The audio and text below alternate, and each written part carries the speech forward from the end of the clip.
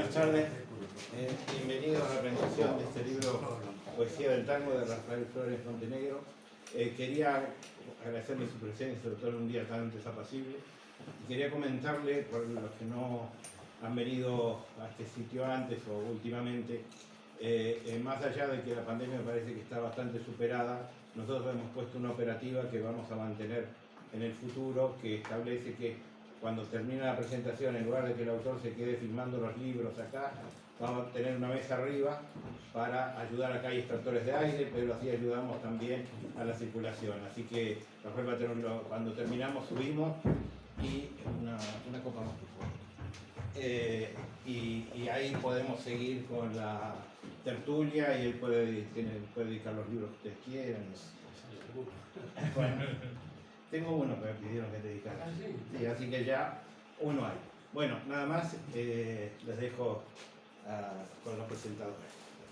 Hola, buenas tardes. Soy Narciso, muy amigo de Rafa, que ha cometido la barbaridad de invitarme a que le presente. Con lo cual, pues, como soy sujeto, tengo que ser subjetivo, tengo que ser objetivo y haré lo que pueda. En primer lugar, recomendar, y en estos intento ser el mayor objetivo, lo más objetivo posible, el libro, por varias razones. Una de ellas es que yo no soy aficionado al tango, soy melómano, me encanta la música, pero el tango forma parte de esas músicas que he estado oyendo accidentalmente y casualmente, pero nunca, digamos, por verdadera afición. Esa es la verdad. Sin embargo, a partir de la amistad, sobre todo a partir de ciertos años con Rafa, pues me he ido acercando tanto desde el punto de vista musical, pero sobre todo desde el punto de vista literario, social, político, cotidiano, etc. Es decir, cada vez más me ha interesado el tango musicalmente, digamos, pero sobre todo desde el punto de vista como un fenómeno artístico-social. En este sentido, considero que este libro, aparte de otros que tiene Rafa, pero concretamente este libro, cumple la función, por un lado, de gustar a los que aman el tango, de gustar y estimular a los que no lo aman, pero les interesa, y acercar a los que hasta ahora ni les habían interesado particularmente el tango ni lo habían amado, porque es un libro que va más allá del tango, aunque obviamente el eje estructural y temático es este género musical, ¿no? ¿Por qué? Porque más allá de que está muy bien estructurado, como si lo habéis ojeado alguno o alguno, ya lo conocéis, hay una introducción bastante reveladora sobre la intención del autor, luego unas páginas más que biográficas, biográfico-musicales, sociales, políticas, que introducen a cada letrista. Esta palabra es importante, no escritor ni poeta, sino letrista, y Rafa insiste mucho en ello. Y luego contextualiza muy bien la selección que ha hecho de letras de tango, porque las vamos a leer, o sea, los que leáis el libro, ojalá seáis todos y todas, la vais a leer, pero como muy oportunamente advierte Rafa, pues están al alcance a través de YouTube, de páginas de internet, para escucharlas también musicalmente, ¿no? Pero es que además va más allá del tango en el sentido de que sitúa el tango en una constelación cultural, musical, incluso política, que muchas veces, con el afán de popularizarlo de un modo muy superficial, se ha considerado incluso un género kiss, un poco incluso cursi, cuando desde los orígenes el tango ha supuesto una operación de derribo de muchos clichés, tanto políticos, sociales y sobre todo musicales, ¿no?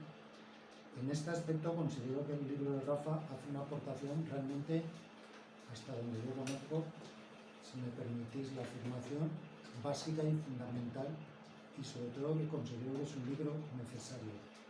Aparte de eso, literariamente es un libro muy interesante, más allá de lo meramente informativo, que va más allá de lo informativo, porque la prosa de Rafa, en muchos casos, pero en este concretamente, cuando se junta el tema que va a tratar, pues es como el baile del tango, zigzaguea, es muy rítmica, hace sinestesia, simultanea temas, por ejemplo, está hablando de música, lo simultanea con aspectos libertarios, sociales y demás.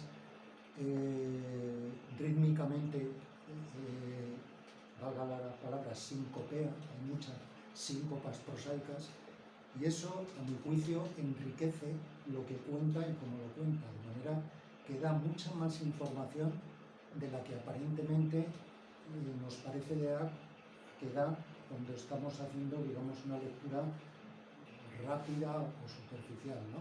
Pues eso es un libro, yo lo he leído un par de veces con detenimiento, porque la prosa te exige, es una prosa exigente, precisamente porque, como decía Lezama Lima, solo lo difícil es estimulante, y te exige volver a ella, ver cómo lo ha dicho, por qué lo ha dicho, y todo esto está muy bien estructurado en el libro, ¿no? De manera, aunque Rafa dice que no hable de él, no lo voy a hacer directamente, pero por mucho que te disfraces, el autor siempre está en sus libros, ¿no? Desde el momento en que eliges un tema, ya te estás focalizando la realidad que te interesa o que no te interesa, que quieres criticar, pero el autor, Rafa y uno de los autores, en casos muy comerciales o bueno, que lo tienen claro, pero realmente el autor está ahí. Pero el autor realmente no nos interesa en casi ningún caso, ¿no? Cuando estamos leyendo el libro, obviamente luego puedes acceder a su vida, cómo está el entramado entre su escritura y su vida y demás, ¿no? Pero el caso de Rafa es este libro, es muy Rafa, en el sentido que os he comentado respecto a las virtudes del libro, ¿no? De manera que considero que lo que estoy diciendo no es encomiástico, sino que es real, y lo podéis comprobar si ya lo conocéis, lo habéis operado, lo vais a ver, que realmente es así, y seguramente en algunos casos, no caigo ahora de qué hablar, pero me he quedado corto, ¿no? Al hilo de esto, ya que me ha dado la oportunidad, con la osadía, no iba a decir de los pocos años, sino de los muchos años, que yo creo que te da una osadía distinta a la juventud, y también te equivocas, me voy a permitir hacer algunos comentarios desde el punto de vista literario, temático, de las letras que incorpora Rafa en esta estupenda selección y de algunos tangos más, ¿no? El tango, temáticamente, es inabarcable, trata muchos temas, pero hay una serie de centros de gravedad sobre los que giran, iba a decir bastantes, algunas, muchas, varias letras, que desde mi punto de vista se pueden remitir a tópicos literarios que vienen incluso de la poesía grecolatina, desde Horacio, Catulo, Marcial, etc., ¿no? Por ejemplo, el odio y amo de Catulo, odio et amo, quizás me preguntes por qué no lo sé, pero así lo siento y sufro. Eso decía Catulo. ¿Os suena esto? De muchas canciones, pero estamos hablando del tango.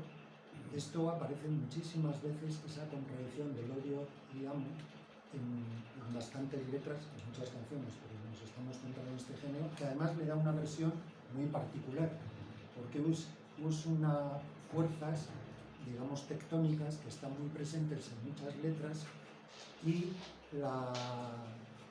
que reflejan en gran parte una cosa que me ha llamado siempre la atención en bastantes letras de tango, sobre todo desde este punto de vista amoroso, y que aparece en algunas letras del libro de Rafa, es la penuria afectiva en la que está el yo del poema del tango, ¿no? Es un hombre devastado afectivamente, con una penuria sentimental enorme, que no solo viene porque le haya abandonado a la mujer, sino que viene de más atrás y va más hacia adelante, ¿no? De manera que este odio-amo refleja un poco esta contradicción fuerte que expresa un poco la soledad afectiva, sentimental, amorosa de este hombre, independientemente de que ella tenga una mujer, esta mujer la abandone o él abandone a la mujer, ¿no? Es un tópico que aparece bastante. Por ejemplo, hay un tango, una letra que no viene en el libro, pero bueno, podría servir, de Reinaldo Giso, que se llama Te odio y te quiero, ¿no? Te quiero, te niego y te busco, te odio y te quiero, y tengo en el pecho un infierno por vos, ¿no? Bueno, es son ejemplos que se podrían repetir con variaciones sobre este tópico, ¿no? Y un tópico clásico y contemporáneo relativamente a Catulo es de Ovidio, Contigo ni sin ti, que me parece muchísimo, que digamos una variante de este odio-amo, del momento en que amas y odias, odias y amas, de alguna manera es ni contigo ni sin ti, ¿no? Y en este aspecto pues aparecen en algunos tangos, por ejemplo en Mi noche triste, en La copa del olvido, Alberto Valcareza, etc., ¿no? Muchísimos tangos que son variantes e incluso aparecen en el mismo tango estos dos aspectos, ¿no? Tópicos de la poesía clásica latina. Pero hay otro tópico que viene también de la poesía clásica latina y que ha barrido la tradición poética occidental, que aparece en el tango con características muy peculiares. Esto insisto, el tango no repite sin más una tradición clásica que muchos de los letristas ya conocen, era gente relativamente incluso cultos, ¿no? Pensar ya al principio aparentemente no lo eran, conocían la tradición clásica, ¿no? Que es el ubisum, dónde están, qué se hizo de aquello, ¿eh? Por ejemplo, en Mi corazón mirando al sur, la nostalgia no deja de ser un poco un ubisum, dónde está, qué se hizo de aquello, qué fue de aquello, ¿no? De Hilario Blázquez, ¿no? También en una letra muy interesante que aparece en María Luisa Carnelli, aquí en el libro, aparece el tempus fugit, el tiempo pasa es también un tópico que aparece muchísimo en muchas letras del tango y en el que aparece aquí María Luisa Carnelli se va la vida, ¿no? Que aparece también en María Luisa Carnelli, otro tópico que aparece en la literatura, en el cine y en el tango, que es el carpe diem. Disfruta el momento, coge las flores, se va la juventud, perece el cabello rubio, por ejemplo, el tema de las canas, aparecen bastantes letras, las sienes plateadas, bueno, todo eso, a pesar de que eso constituye una tradición enorme de la literatura occidental, sin embargo el tango lo hace suyo, ¿eh? Es decir, no se trata de hacer algo original, sino de coger la tradición y llevarla a tu terreno, que es lo que hace en gran medida con toda esta tradición del tango, ¿no? Los temas que aparecen en muchas letras del tango, no puedo ser exhaustivo ni por conocimiento, ni por oportunidad, ni nada de eso, pero sí es la nostalgia en relación al tempus fugit, al ubisum, de la ciudad, del barrio. Aparecen muchas esquinas, habría que estudiar el símbolo de la esquina, aparece bastante y además en distintas épocas, en los años 20, en los años 50, 60, ¿no? La preferencia, en teoría, más que nada por desafecto con el presente de lo viejo respecto a lo nuevo, el mundo como carnaval, cambalache, carnaval, carnaval en el sentido de que se cambian las tornas, los papeles, los roles sociales, etc., ¿no? Y todo crea confusión, ¿no? La intemperie afectiva de la que he hablado, ese desvalimiento emocional. También muchos tangos son como artículos de opinión, es decir, son crónicas de momentos de vida, ¿no? Momentos de vida en los cuales hay versos muy sentenciosos, en los cuales el autor, el protagonista, digamos, ficticio de la letra del tango, da su opinión sobre el amor, sobre la vida, sobre el café, sobre ese barrio. Es decir, que no solo son meramente descriptivos, sino también críticos, digamos, opinadores, ¿no? Hay mucha variedad en eso, ¿no? Son muy asertivos también, esto es esto, el mundo es esto, tú eres esto, tú eres esto. Hay interrogaciones hacia uno mismo, es decir, hay una variedad tanto temática como retórica muy rica y que hace que las letras, digamos, del tango vayan más allá de la pura letra para conformar una melodía, unos acordes, una armonía, y sean independientes. Estas letras que ha seleccionado Rafa, como muchas más que conoceréis, se pueden leer perfectamente como poemas, independientemente. La música aporta un enriquecimiento desde el punto de vista auditivo, armónico, rítmico, melódico, que enriquece mucho, ¿no? Pero la mayoría de estas letras se pueden leer como si leyeras un poema y no pierden en absoluto, ¿no? Otro punto, y no me extiendo, que sí me ha parecido interesante es la tradición literaria que abordan muchos letristas de tango y concretamente el modernísimo, con Rubén Darío llamado Nervo, ¿no? De hecho, hay citas literarias de obras de Rubén Darío y se le cita, ¿no? Por ejemplo, La novia ausente, tú me pedías que te recitara esta sonatina que soñó Rubén, ¿no? Es una letra de tango en la que obviamente parece ser, esto no sé si Rafa me corregirá, que Homero, Magri y algunos conocieron a Rubén, ¿no? Sí. Conocieron, tuvieron algún contacto, Gonzalo Castillo, etc., ¿no? Bueno,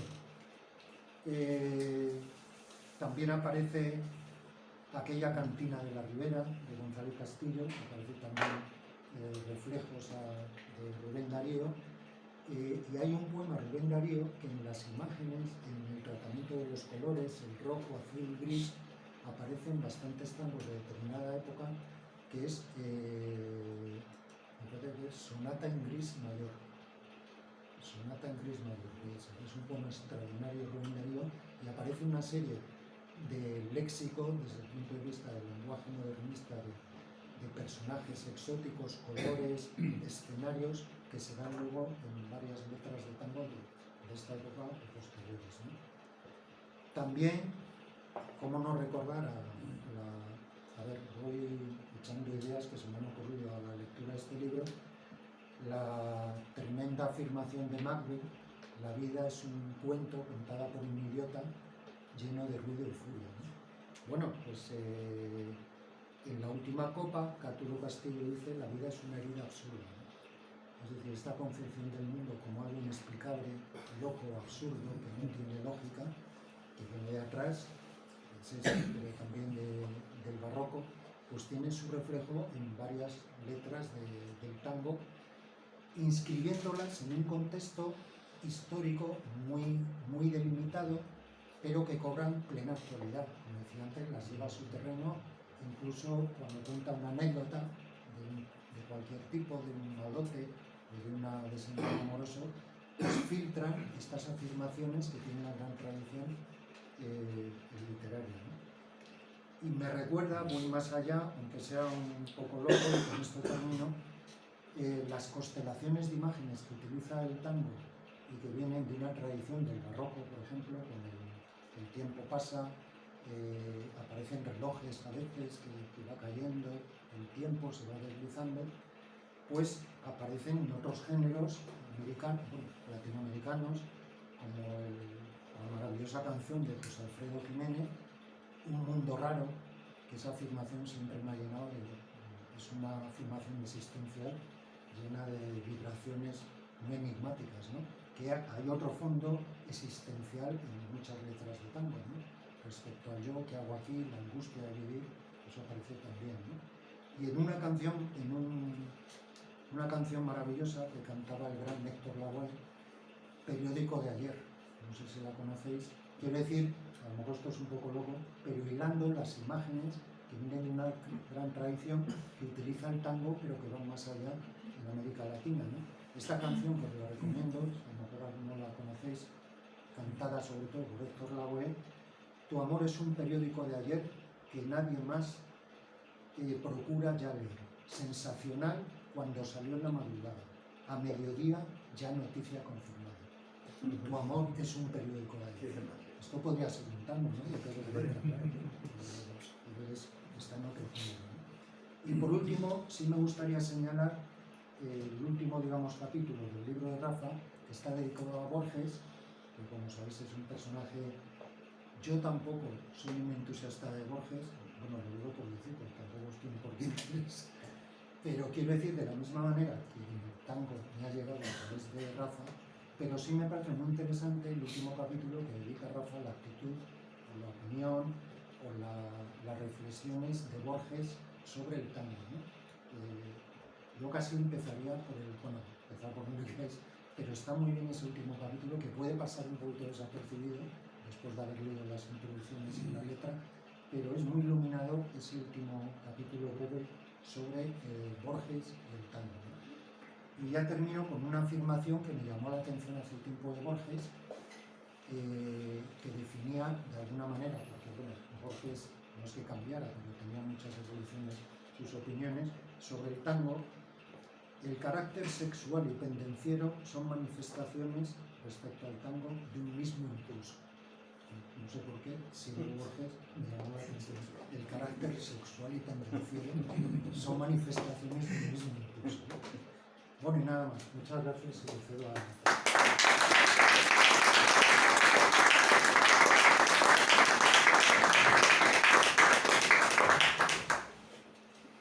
Bueno, en primer lugar, muchas gracias por haber venido, nosotras y nosotros, contra la lluvia y contra todo lo que se oponga. Como veréis, mi amigo Narciso Gallego, así se llama él, es un poeta, pero es un profesor, habla como un profesor, dice las cosas. Yo apenas voy a arrimar algunas ideas, esa coherencia que tiene no me sale. Me ha divertido algunos detalles de lo que él ha planteado y me surgió una malicia, o me recordé una malicia que hay en el tango con Rubén Darío, que es cierto, es uno de los que más han influido en los primeros letristas del tango. Recordaréis todos la princesa está triste, que tendrá la princesa, que los suspiros escapan de su boca de fresa, que ha perdido la risa, ha perdido el color. También se burlaron de Darío, y me acuerdo de una cuarteta que decía la percanta, o sea, la que lleva percanta, ¿no? la rabalera. La percanta está triste, ¿qué tendrá la percanta? Que una lágrima por su cara se rueda y se pianta. O sea, nada que está triste que tendrá la princesa. O sea, se tomó ciertamente del modernismo, pero los tangueros hablaban de la musa mistonga, la musa pobre, la musa del arrabal, de aquella que pecó con el, no de aquella que, digamos, de aquella que dio el mal paso o que sufre el abandono, etcétera, etcétera, y no la de la que pecó con el paje del príncipe, ¿no? Y que recuerda digamos, el barroco de versallesco, etcétera, etcétera. No, si nosotros estamos en la musa mistonga, en la muchacha del arrabal, en la que ha perdido, digamos, su ilusión, etcétera, etcétera, pero eso ocurre aquí, ¿no? Y no estamos para cantar esas otras cosas, ¿no? Que cantaron los modernistas, porque ciertamente Rubén Darío empezó a desviarse y a crear parnasos y a volverse greco-latino y bastante dejar de ser un latinoamericano, ¿no? como venía siendo. Bueno, en esta historia yo voy a tratar necesito contextualizar el tema del tango, porque evidentemente esto es la letra del tango, y la letra del tango no nace con el tango, nace después, nace casi 40 años después, que el tango es baile y es música. Eso es muy importante. Y necesariamente para contextualizar el origen del tango, el nacimiento del tango, tenemos que pensar en la inmigración. Es un hecho fundamental.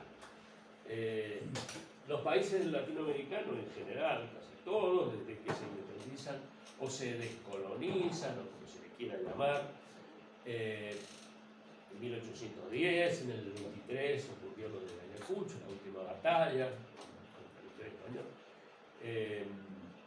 Tuvieron unas etapas realmente de guerras y de involución en muchos aspectos, ¿no?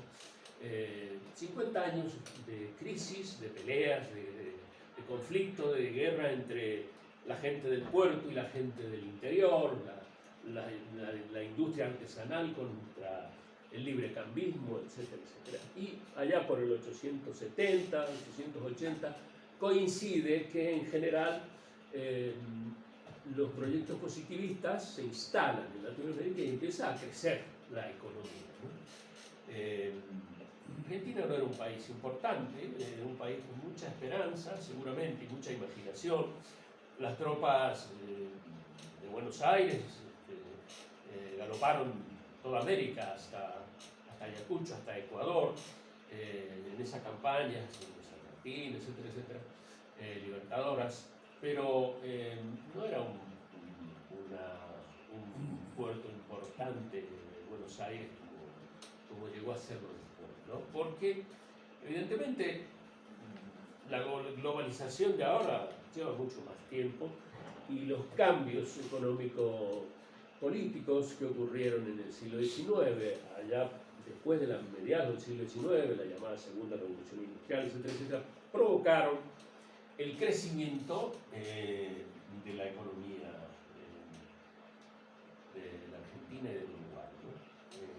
Que es de donde ha nacido el cambio, ¿no?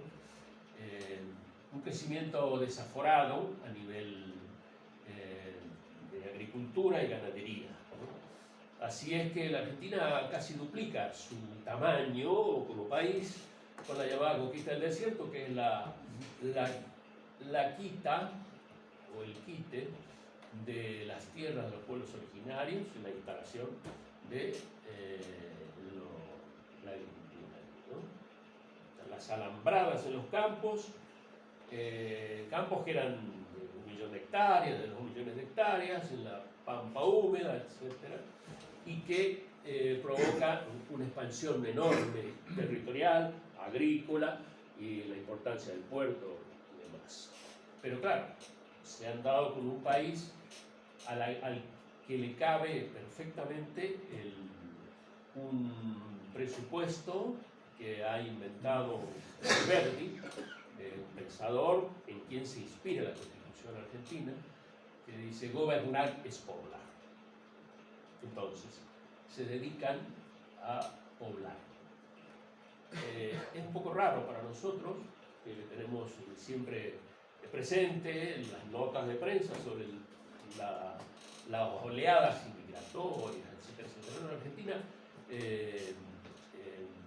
llama a los inmigrantes, pone agencias de inmigración en Europa y bueno, quiere traer gente para desarrollarse, porque gobernar es poblar, ¿no? Ese es el signo con el que surge esta expansión que mencionaba antes, a finales del siglo XIX, o sea, 1880. Entonces, abre las puertas a la inmigración y son cientos de miles, millones de inmigrantes. Se calcula entre 1880 y 1930 la entrada de unos 6 millones de inmigrantes.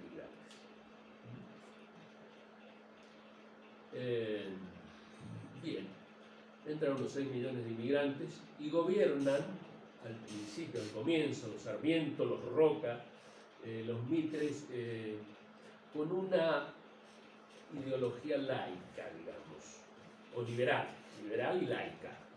Entonces,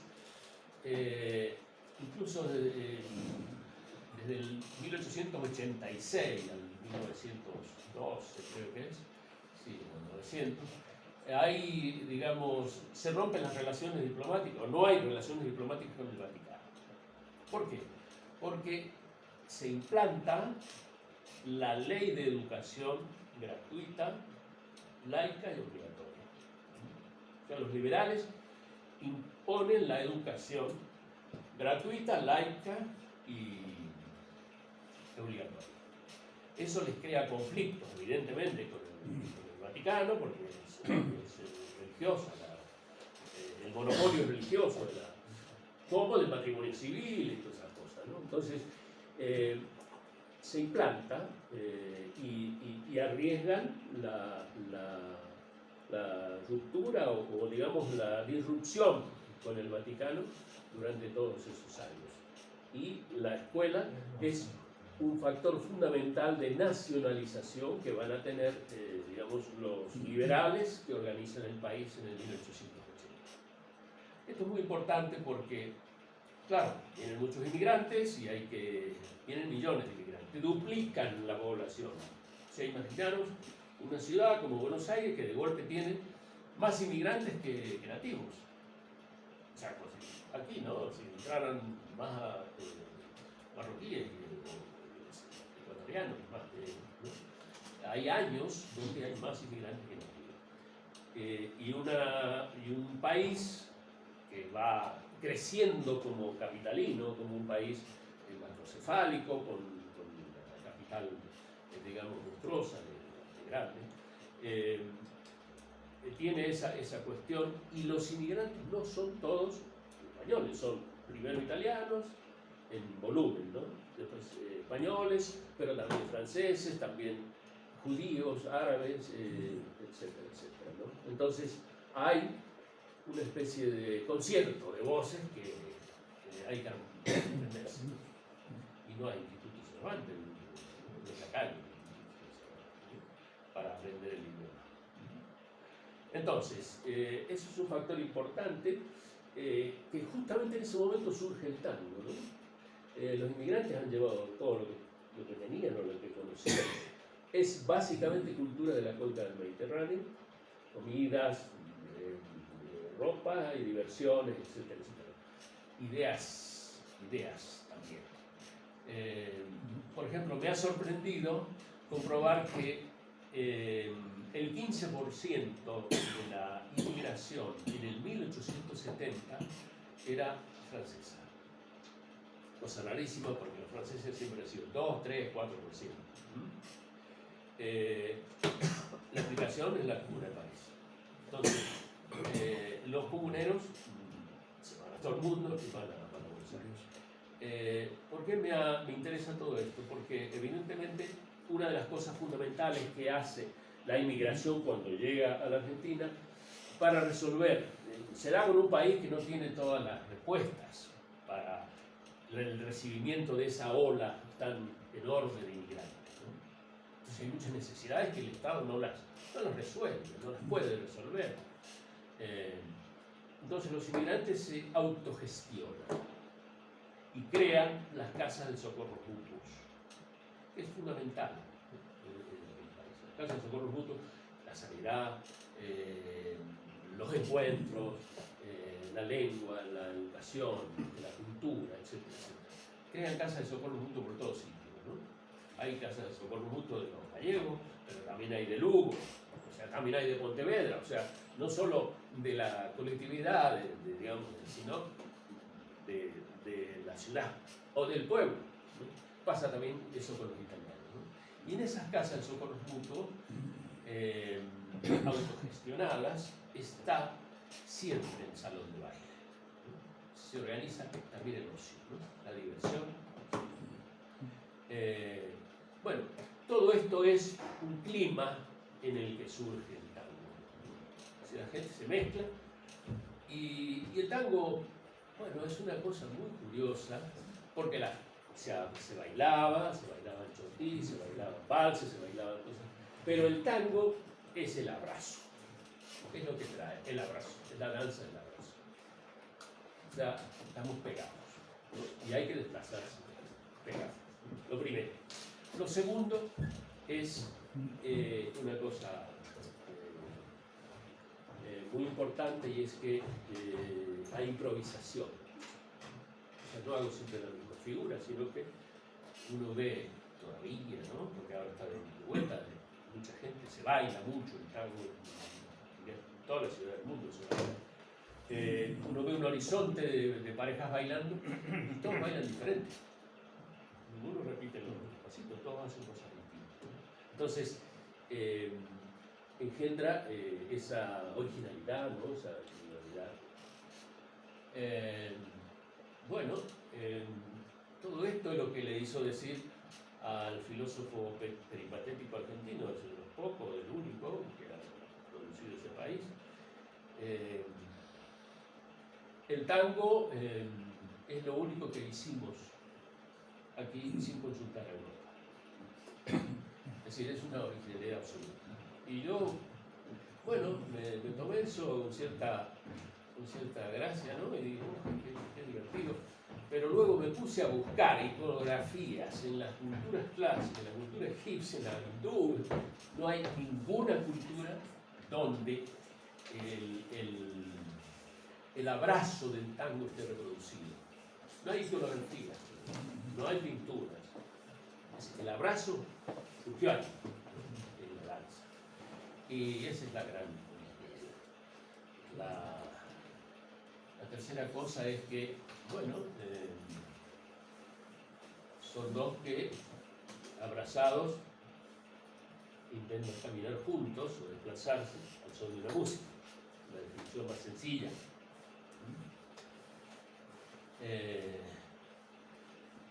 Pero claro, se abraza un hombre y una mujer y es el 50-50. O sea, porque yo no puedo avanzar si ella no retrocede, ¿no? O si vamos a hacer figuras, tenemos que combinar, ¿no? Entonces, en el diseño original del tango está la reciprocidad, está la igualación. Como igualante es la pista, porque ahí no nos fijamos de qué clase eres, de qué profesión tienes. Si sabes bailar, ya está, ¿no? O sea, ya. Entonces, es profundamente democrático e igualante entre el hombre y la mujer. El diseño básico. Después, que haga el señor, ¿no? Si es un machista, la quiere tal, o si se presta también, ¿no? Etcétera, etcétera. Eso puede pasar también, ¿no? Pasó. Y se prestó a que al principio los machos platenses, ¿no? Se exhibieran a la mujer, porque había pocas, eran menos las mujeres que emigraron. La emigración es un 70% de hombres, ¿no? Jóvenes todos, o sea, en edad de desear, de merecer. Entonces, claro, tener una compañera en el baile además servía también para decir, mira, la conquistamos, ¿no? Se cuidamos, no se metan conmigo, ¿no? Porque la voy a defender. Pero el diseño original está, digamos, habilita para otra cosa. O sea, es un baile de igualación y democrático por el contexto en que se realiza. En todas las casas de socorro mutuo se practica. Entonces, hay todo un ambiente donde se integran los inmigrantes y los nativos, los criollos. También de igualación. Pero no hay palabra, no hay canción, no encuentran la palabra. Quizás no la encontraran porque, claro, no todos hablaban español.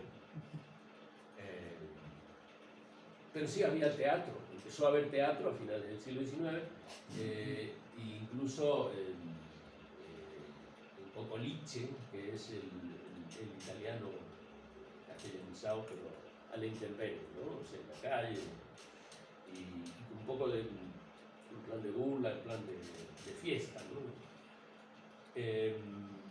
Teatro hay y mucho teatro. Entonces, llegamos a un punto en que con estas construcciones han pasado, como decíamos antes, cerca de 40 años y no aparece la letra hasta que un día un poeta que tocaba la guitarra y cantaba empezó a construir poemas sobre tangos ya famosos, sobre música ya famosa, ¿no? Y dio con una letra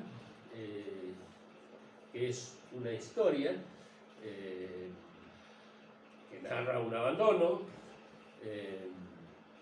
y cuya primer renglón es percanta que me amuraste. ¿Y eso qué es, no? Percanta que me amuraste, ¿no? La percanta es la mujer que usaba percal, la pobre, ¿no? La mujer del pueblo, que me amuraste, que me dejaste, que me abandonaste. Y claro, siempre digo que poner mujer que me has abandonado es horrible, ¿no? Se percanta que me amuraste, ¿no? O sea, la manera de decir, ¿no? Y los tangueros no renunciaron a eso. Se empieza, no es baladí que haya empezado con usando esa manera de hablar salpicada de lunfardo, de palabras que se gestan a partir de las lenguas que traen los inmigrantes, pero también, y esto es muy importante, de las ganas de inventar, del gusto de inventar. No siempre somos necesarios. A veces nos dedicamos a jugar, ¿no? Y a inventar palabras.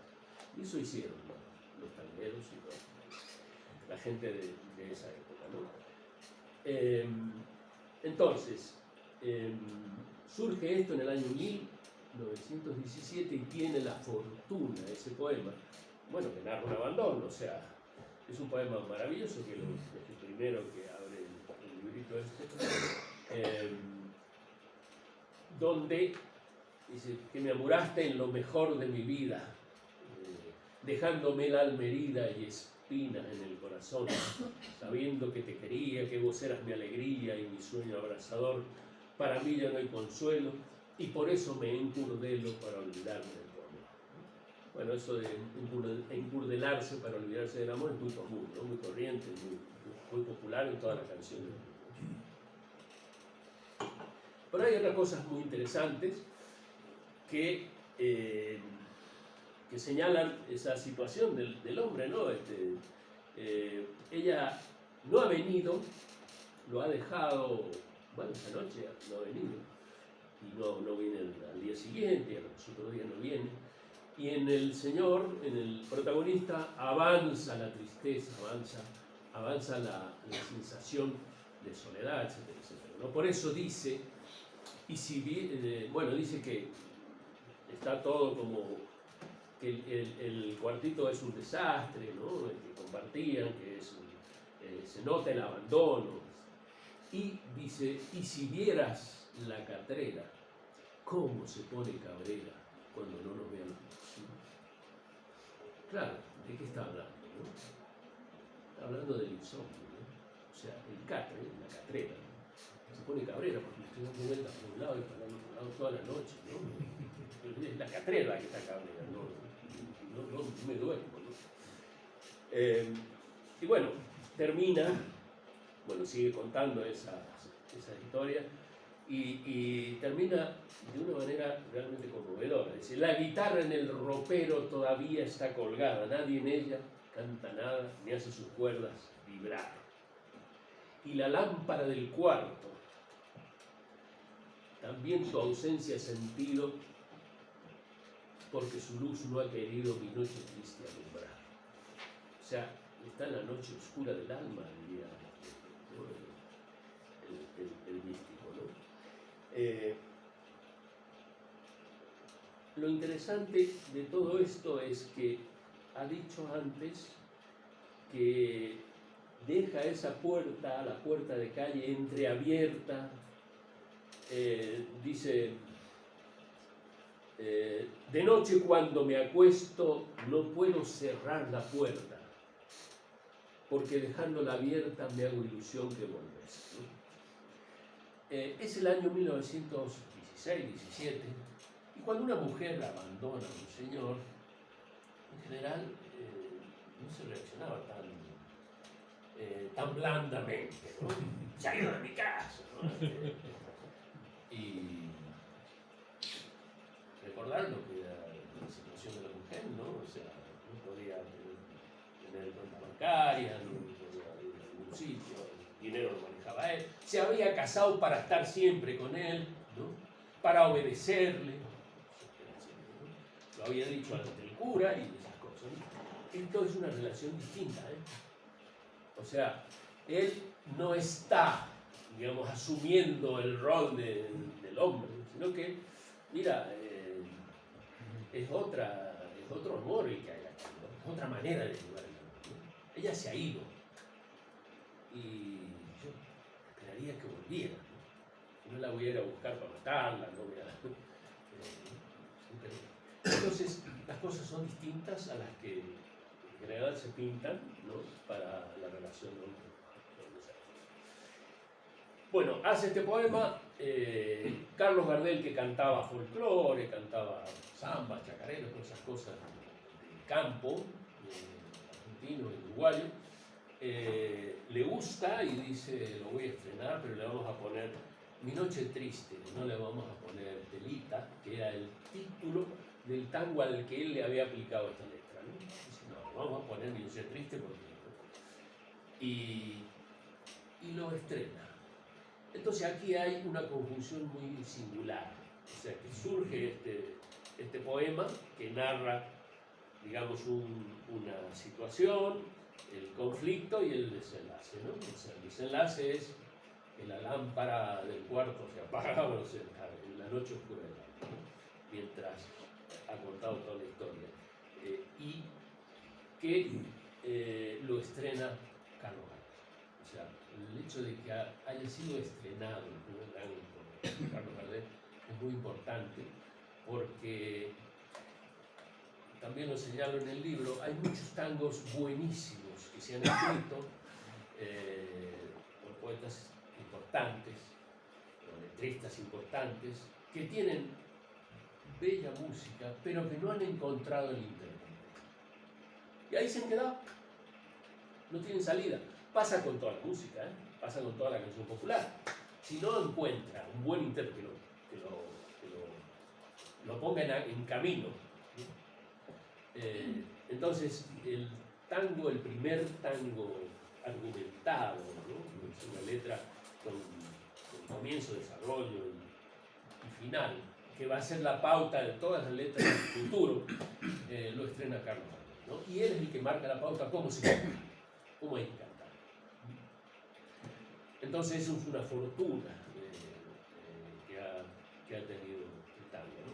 Vamos a ver eso ahora, porque la maniobra de esta presentación es hablar un poquito, que ya me estoy excediendo, luego poner algunas canciones que se han elegido para este libro, que eso lo podéis hacer en casa, porque está sometida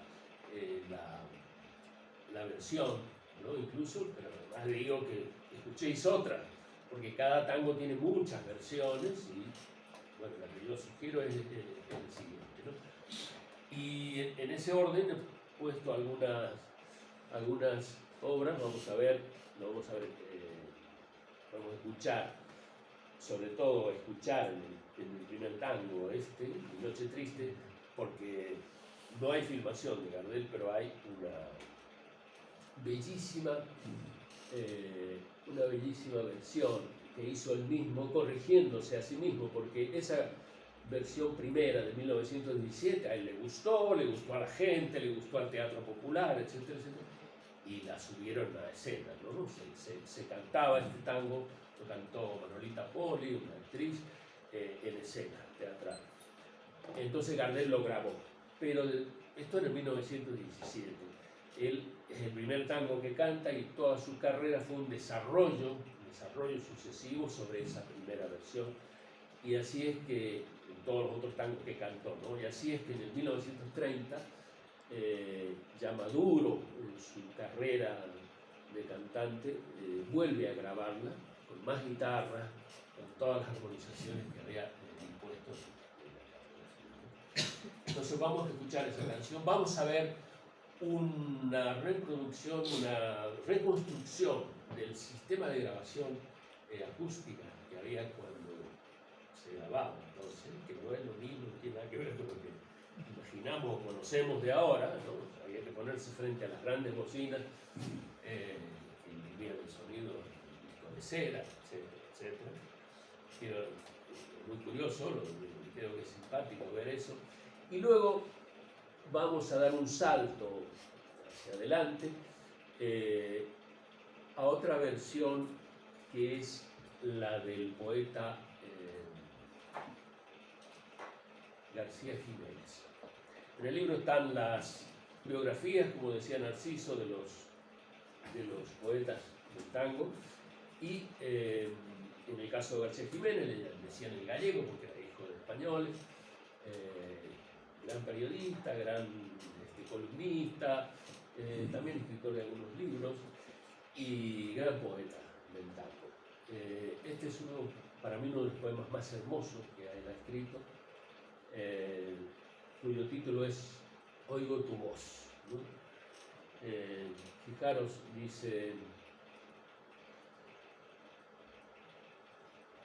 miedo de morir, ansia de vivir, sueño o realidad.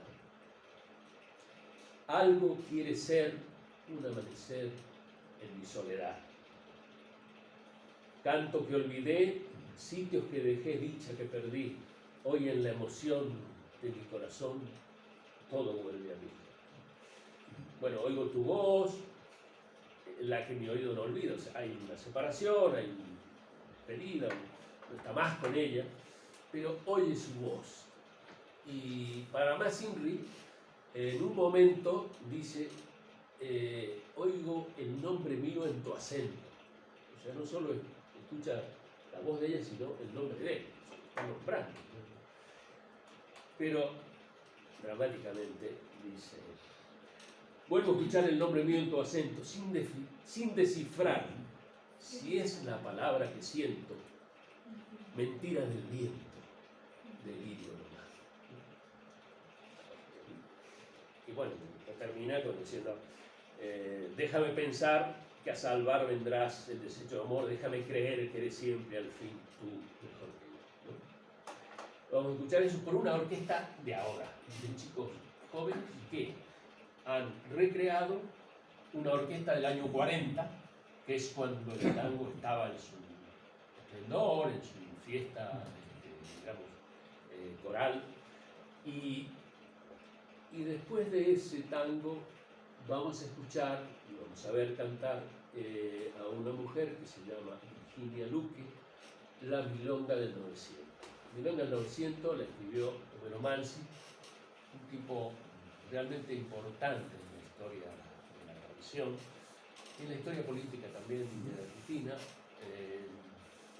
Yo creo que los más importantes en la historia política son aquellos que han perdido, ¿no? Que no han sacado adelante sus proyectos, sus deseos. Pero bueno, precisamente por eso lo recuperamos. Es un poeta que se formó, entre otras, digamos, bases, en una peña que creó un anarquista que se llamaba José González Castillo, que lo ha mencionado Narciso antes, que bueno, estuvo exiliado en Chile, volvió a Buenos Aires y creó, entre otras cosas, una universidad popular, la Universidad Popular de Boedo, y una peña, la Peña Pachacamac, donde abrevaron, donde bebieron casi los grandes poetas del tango de la década del 20. Era un tertuliano, un hombre expansivo, abierto, y era amigo de Rubén Darío iba a su casa, y de Evaristo Carriego, que es el primer poeta del arrabal. Borges le dedicó un libro a Evaristo Carriego, precisamente porque se ocupó de la costurerita, de la boda entre dos, de la boda orillera, de la gente que, digamos, vivía al día, ¿no? Por decirlo así. Entonces, Homero Mansi se formó parte de esa peña, pero evolucionó como discépolo, por ejemplo, hacia concesiones de qué hacemos con el poder, cómo hacemos el cambio, ¿no? O sea, en eso se retira de la ideología libertaria, ¿no? No obstante, no son importantes sus vidas solamente, sino, para mí por lo menos, en el aspecto este de Mansi, en este tema, Milonga del 900, es fundamental el personaje que él crea en esta milonga. Lo vamos a escuchar y después lo analizamos. Pero creo que es muy llamativo la versión que hace Virginia Luque y los puntos que él, digamos, toca y que sacuden la audiencia, ¿no? Porque es un personaje del 900, ¿no? Que empieza diciendo me gusta lo desparejo, o sea, no quiero caminar por el mundo ordenancista que me propone la sociedad, ¿no? Me gusta lo desparejo y no me voy por la tetera. ni siquiera dice la acera o la vereda. No voy por la vereda, ¿no? Porque me doy el lujo de me siento muy cómodo. Y después todas las cosas que vienen detrás de esta declaración. Entonces, el propósito es hacer una entradita que nos ha costado mucho, porque no funcionaba el equipo, con los soportes, en fin. Ya sabéis, esta civilización de la obsolescencia nos hace cambiar todo. Para que compremos todos los años nuevos, andaba y hemos tenido que cambiar. Pero por lo menos que lo podamos ver y que disfrutemos de el tango canción, porque evidentemente estos poetas, Narciso declaraba que son poetas, ¿no? Pero que es curioso que se llamen letristas y que, bueno, yo insista con la palabra letrista, ¿no? Y todas las partituras editadas, que se calculan cerca de 50.000, ¿no? Pero bueno, no todos tienen canción, aunque Ramón Gómez de la Serna en 1935 dijo, ha pasado con el tango. Ramón Gómez de la Serna llevó la mitad de su vida en Argentina, ¿no?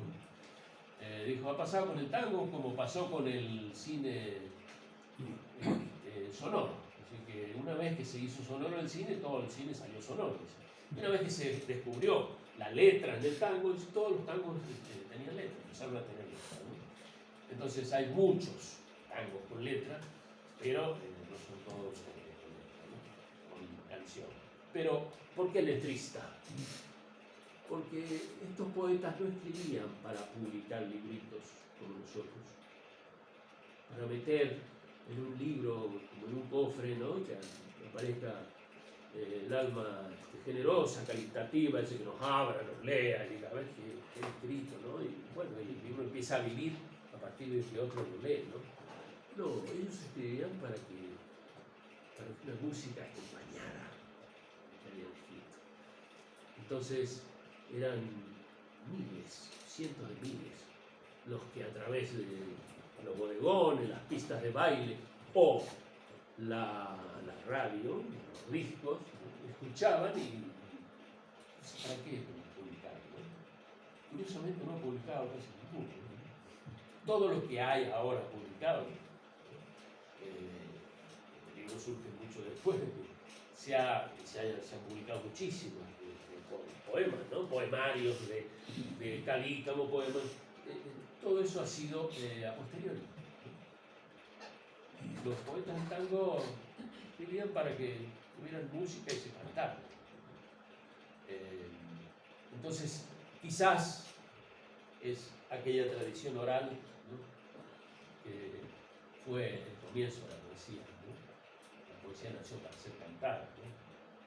Y sí, como dice Narciso, está la música, se puede leer y están las palabras de la música, ¿no? Pero ellos querían otra cosa, querían esas orquestas que vamos a ver ahora, ¿no? Bueno, voy a hacer apagar, voy a pedirle que apague la luz, por favor.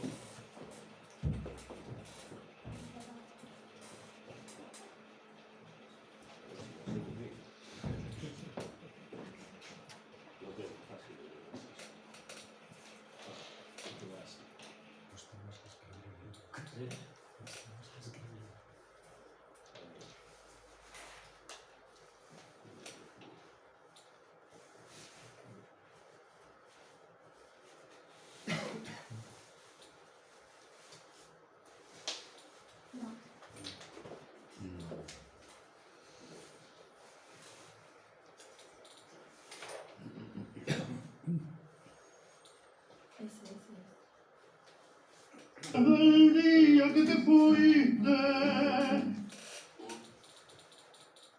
Vamos a empezar por el principio.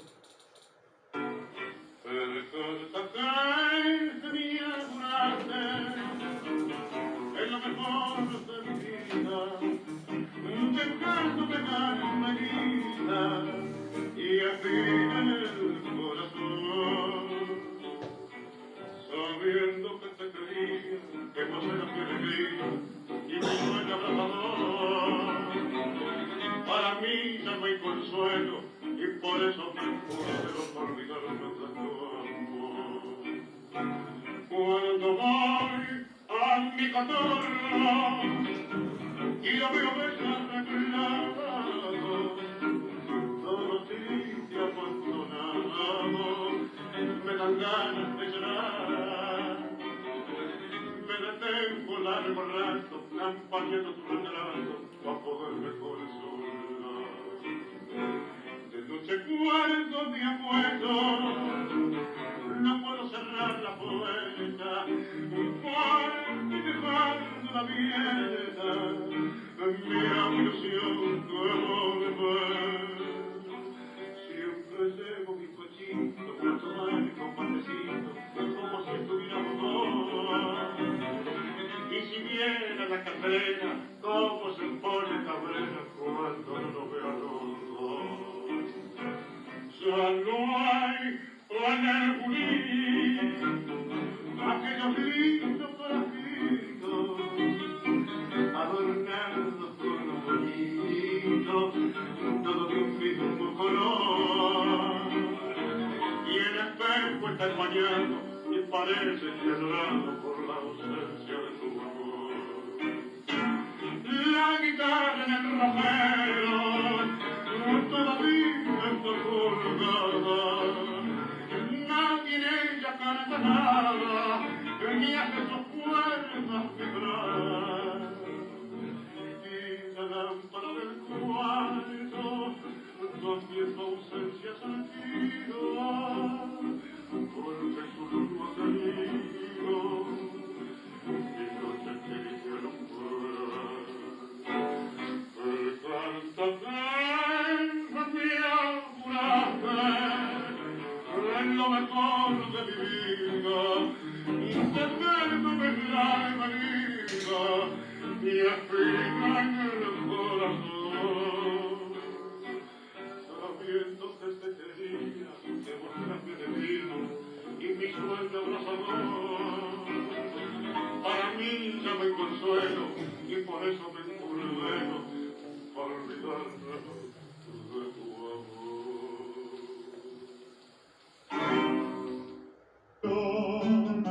Desde el día que te fuiste, siento angustias en mi pecho, despertanta que has hecho de mi pobre corazón.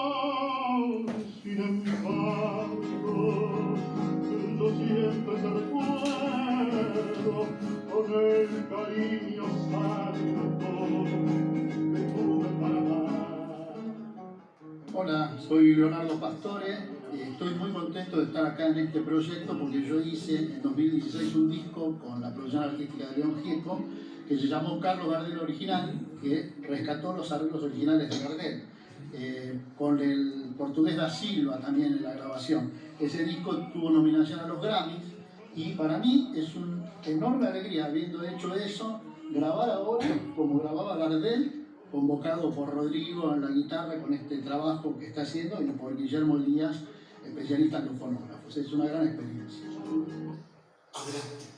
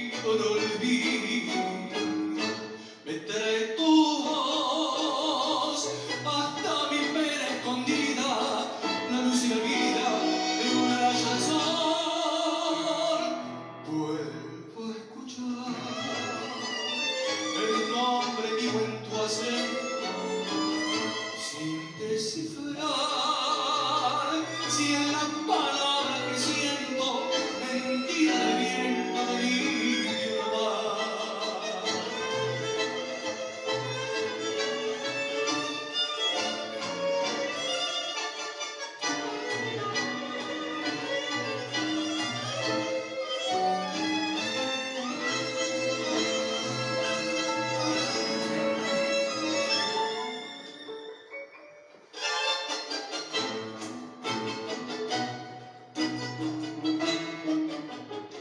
Oigo tu voz, la que mi amigo no olvida, me trae tu voz hasta mi pena escondida, de la luz y la vida de un rayo de sol.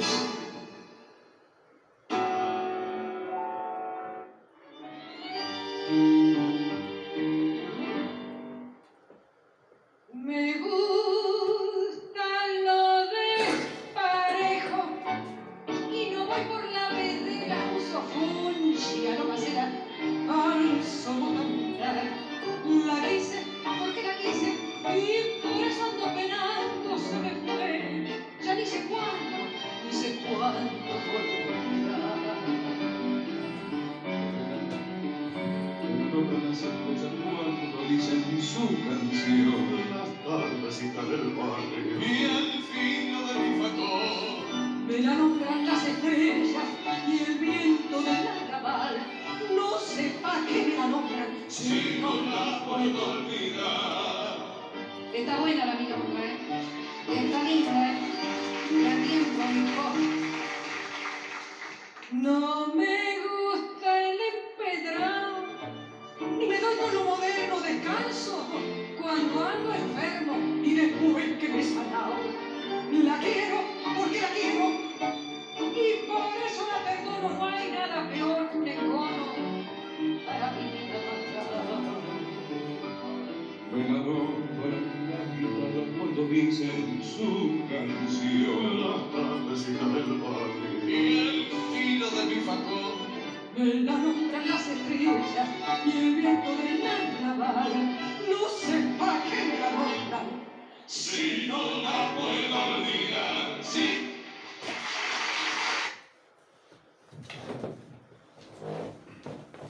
Bueno, anda bien.